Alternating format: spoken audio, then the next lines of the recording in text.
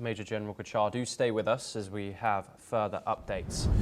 But this time coming out of the United States, where Democratic Socialist leader Zohran Mamdani has won the 2025 election to become the mayor of New York City, with his victory being considered historic, as he will be the first city's Muslim and South Asian mayor and the youngest in over a century.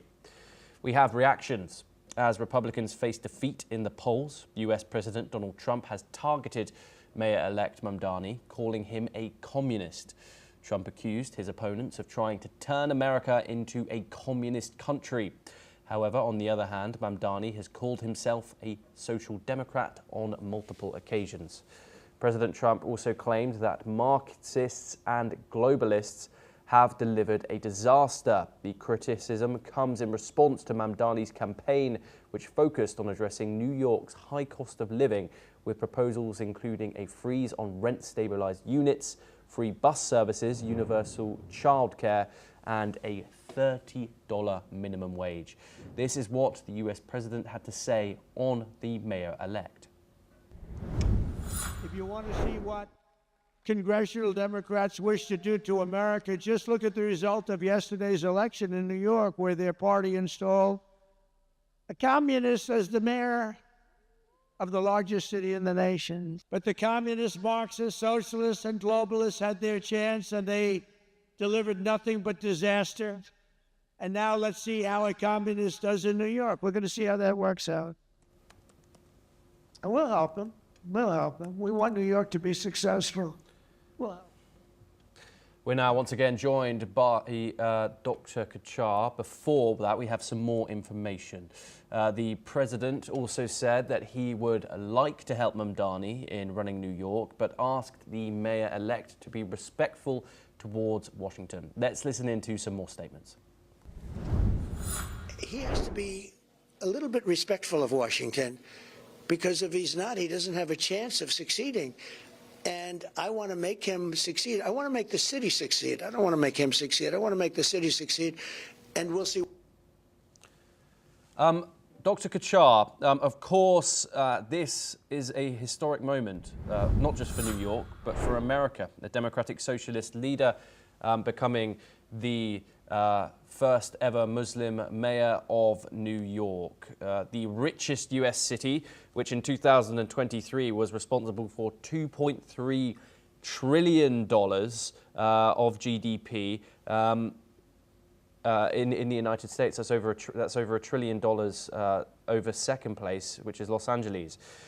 So Donald Trump, of course, made his name in New York City. He's called the new mayor-elect a communist, and he says he hopes it will work out for New York.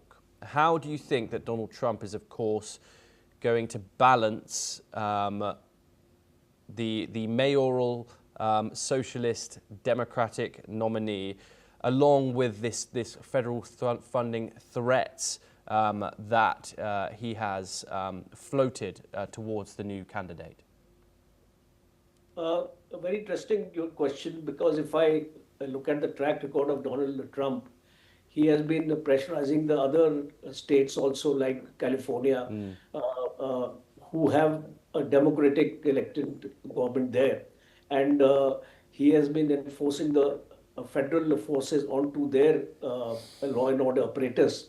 And he's also been mentioning that these are incompetent people who are not able to handle the law and order situation in their state. So I don't expect, and I think it's a great setback for Trump right now, and he will take time to absorb this loss, because it is a direct indictment of his popularity within the United States. Today it has happened in New York. Tomorrow it can happen in other states also.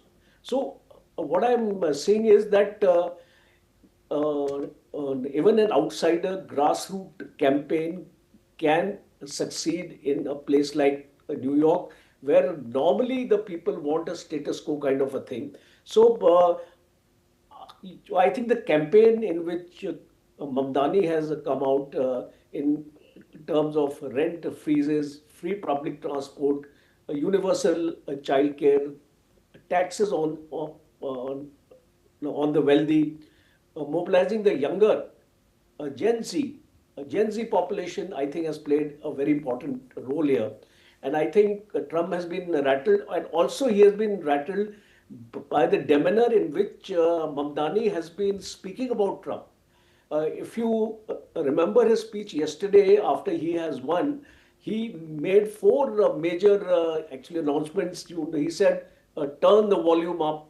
A New York city of immigrants, powered by immigrants and led by immigrants. So he is challenging Trump's policies of immigration also here. He's trying to send a message to Trump that Trump was enforcing the immigration laws in Mexico, Canada, and all those areas, border areas. He's trying to send a message to Trump that it's not working for you because immigrants are going to rule Yes. America. So I think Trump is going to make it difficult for him because though he's trying to give a political statement right now that we will help the people of New York, but I don't think he will be waiting for one small opportunity. And Mamdani has to be very, very careful in what he speaks also, because he is waiting for Mamdani to make one mistake, and I think that Trump will exploit that. So I think we need to wait and watch what happens here. But certainly Mamdani has a challenge on his hands. Yes, indeed. Thank you very much, Major General Kachar, for joining us here on NewsX World. Always a pleasure to speak to you. We have more news coming out of the United States next, and President Trump has defended his sweeping tariff policies, calling a Supreme Court case challenging them one of the most important in the history of our country. Let's take a listen in to his comments. It would be devastating for our country if we lost that. Devastating. I think it's one of the most important, maybe the most, but one of the most important cases in the history of our country. The court heard arguments over whether Trump exceeded his authority under the 1977 International Emergency Economic Powers Act when he imposed broad tariffs on imports, citing national emergencies. Justices from both conservative and liberal wings expressed skepticism about the administration's claim that the law gives presidents unlimited power to impose tariffs, traditionally a congressional authority. Chief Justice John Roberts and Justice Neil Gorsuch questioned whether such a ruling would hand the president unchecked control over trade. The Treasury Secretary has also said that the hearing went very well, but the court's decision could have sweeping implications for Trump's trade agenda, the balance of powers and billions in tariff revenue. This is what the Treasury Secretary has stated. How do you think the court case went today, the Supreme Court hearing?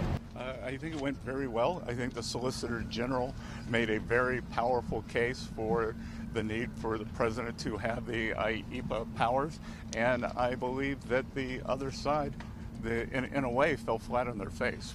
But that'll be up to SCOTUS. What's the plan B if the Supreme Court ultimately rules against the president's powers? We're not going to discuss that now. That we were at a tipping point in the economy with these trade deficits. That was a problem. And sometimes the best tariffs are the ones that never get enforced. That the president threatened 100% tariffs after the Chinese on October 8th threatened to put export controls on rare earth magnets from Chinese products that had 0.01%. Every camera, every iPhone here would have been subject to a Chinese control. Because he had the ability to threaten the 100% tariff, he was able to successfully execute on foreign policy. Now, if the Trump administration loses the Supreme Court case, it may have to refund billions collected from businesses and states that challenged the disputes. Okay, now joining us is Dr. Ajay Dua. He's a former Secretary of Commerce and senior economist, and he joins us live from New Delhi. Thank you very much, Dr. Dua, for joining us here on NewsX World. Treasury Secretary Scott Bessent says he's optimistic about this court hearing on tariffs.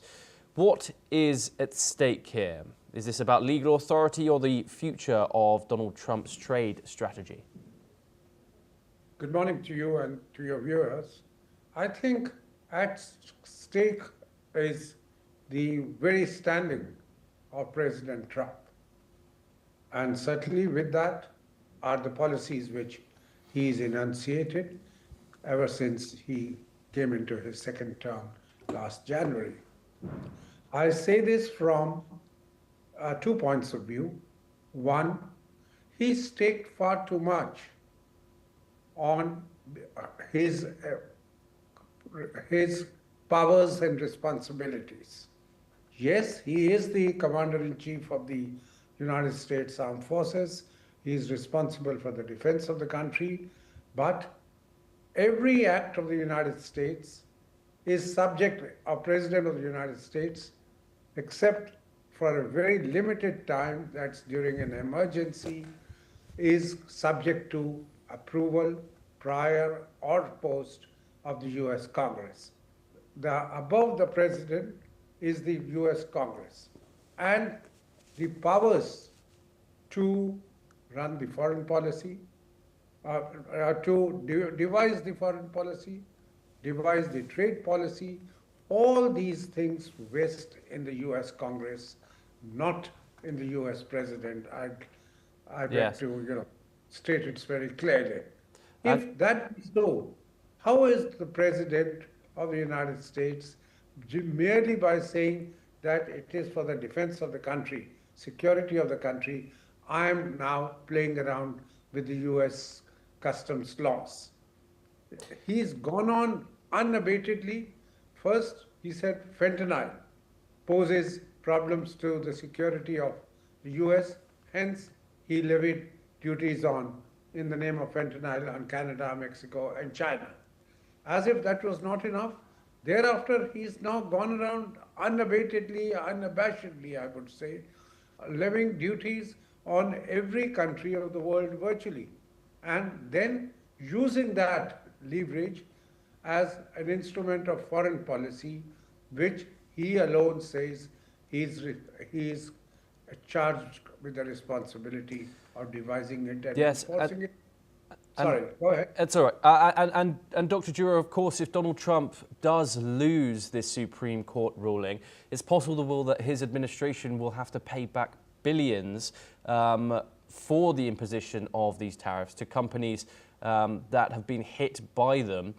Has anything like this ever happened before? And how hard will that task be if of course, that does happen? If the court ruling is first saying that whatever President Trump is doing is not as per the American law, constitutional law, he is liable. One, straight away stop the tariff policies which he's enunciated and enforced without the congressional approval. Number two is the question of, will these have validity prospective? That means from the time of the judgment, or is the court going to also state that he never really had the powers? So from the day these were levied, that means retrospectively the decision comes into force. If that be so, then very much the money collected by the US Customs would need to be refunded to those who have paid it. Those might be private entities, those might be state entities. Everybody would be liable to get those back. Whether it's going to be tough for the US or not is, I think the answer is in the latter. It is going to be pretty tough because President Trump's administration has collected vast sums of money, which do run, I think, already beyond a couple of $100 billion, what he's been able to collect since April, because the trade continues and the United States in all has a fairly high trade, as we know, about $2 trillion, even if we say about 1.2 is imports, and the export about 0.8.